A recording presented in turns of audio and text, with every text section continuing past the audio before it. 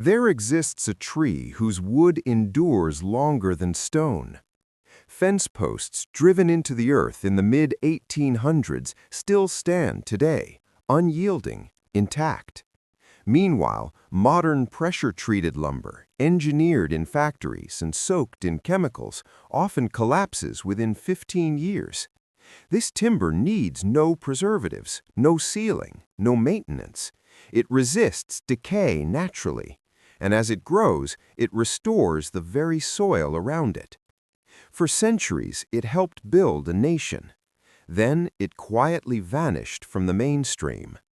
Not because it failed, but because it lasted too long. A resource that survives for a century cannot be resold every decade. A tree that repairs depleted ground threatens industries built on synthetic fertilizer. Wood that resists insects without poison leaves little room for chemical profit. This is the story of Black Locust, the nearly indestructible timber that shaped early America, fortified navies, healed land, and was gradually pushed aside. The story opens in early colonial Virginia. In the early 1600s, settlers struggled to survive brutal winters. Shelter meant survival. 4 posts sunk deep into the soil formed the corners of their homes. The wood they chose would decide whether those structures endured wind, rain, insects, and time. A century later, a visiting naturalist examined the remains of one such settlement. He expected ruins. What he found defied logic. The original support posts, exposed to soil, moisture, and weather for 100 years, remained solid. No rot, no hollow cores, no collapse. They looked newly placed. The wood was Black Locust. Long before colonists arrived, indigenous communities understood its value. Its strength made it ideal for bows, tool handles, and implements designed to last generations. It became known as the wood that refused to die. By the early 1800s, that refusal would influence the outcome of war. During the War of 1812, American shipbuilders faced the dominant British Navy. Warships depended on wooden fastenings, pegs driven through planks to hold hulls together. British vessels relied heavily on oak pins. American builders turned to Black Locust. These wooden pegs were extraordinarily dense. When exposed to water, they expanded, locking hull planks tighter together. Under cannon fire, British ships splintered as oak fastenings failed. American ships held firm. Eventually, British shipyards began importing thousands of Black Locust pegs each year. The material that once strengthened a young nation was now reinforcing its former adversary. Scientifically, its performance is remarkable. Black Locust ranks harder than white oak on the Janka hardness scale. Its crushing strength rivals materials associated with masonry. Natural compounds within the wood act as built-in defense systems against fungi and insects without synthetic treatment. Long-term tests have shown that Black Locust can resist decay for a century even when buried directly in soil. Historic fence posts set in the early 20th century remain intact. Telegraph poles from the 1800s still stand in parts of the American West. Marine pilings exposed to salt water for generations continue to function. Architectural structures more than 100 years old still rely on its durability. But its greatest strength may lie underground. Black Locust is one of the rare hardwood trees capable of fixing nitrogen. Through a symbiotic relationship with soil bacteria, its roots draw nitrogen from the atmosphere and convert it into forms plants can use. Studies have shown surrounding soil enriched multiple times beyond baseline levels. It naturally fertilizes neighboring crops without industrial inputs. In the late 19th century, vast areas of Black Locust were cleared for grazing. Within decades, soils hardened, waterways shifted, and land productivity declined. What had been dismissed as a weed tree had quietly been stabilizing entire ecosystems.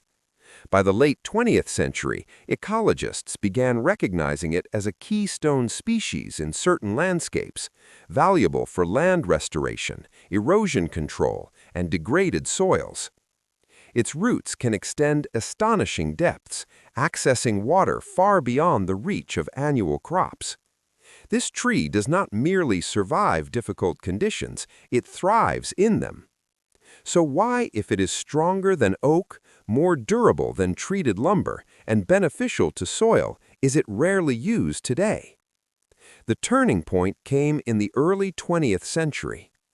Chemical wood preservation methods emerged, allowing fast-growing softwoods like pine to be pressure-treated with compounds designed to resist rot.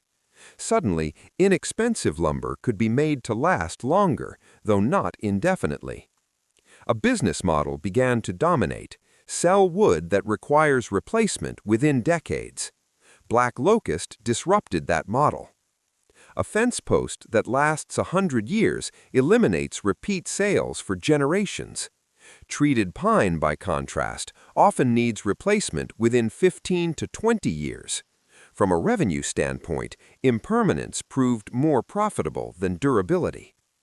Later, health concerns emerged around certain chemical treatments, leading to regulatory changes. New formulas replaced old ones, yet the underlying system remained: manufacture, sell, replace. Meanwhile, Black Locust presented practical challenges to industrial processing. The trees often grow irregularly. Their density complicates milling. Insects can damage standing timber if unmanaged. Large distributors favored straighter, easier softwoods. Over time, supply chains adapted to what was convenient, not necessarily what was superior. Lumberyards stopped stocking it because customers did not request it. Customers did not request it because they rarely encountered it. Builders defaulted to what was readily available. And so the wood that once shaped ships and settlements became a niche material. In parts of Europe, the story diverged. In countries like Hungary, Black Locust covers vast acreage and supports industries from fencing to honey production. Architects specify it for outdoor structures, bridges, and public spaces due to its natural durability. Modern design awards have recognized projects that utilize it as a sustainable alternative to chemically treated wood. Yet in its native homeland, it remains underutilized.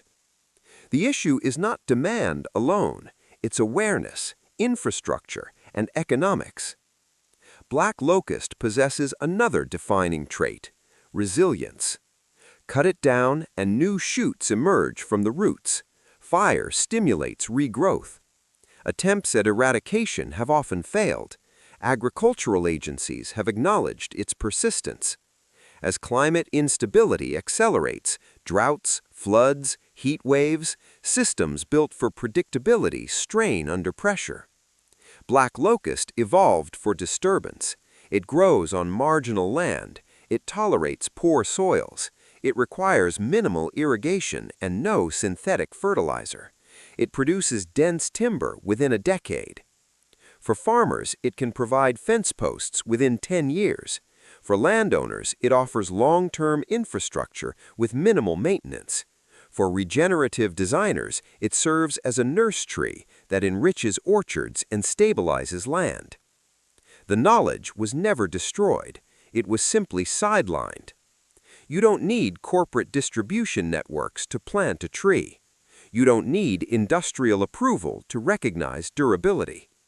Across rural landscapes, fence posts placed by great-grandparents still stand, quiet evidence of what endures.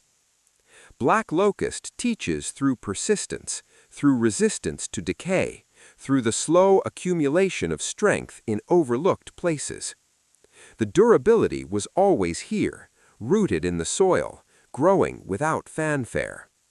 And perhaps the real question is not why it disappeared, but whether we are ready to remember it.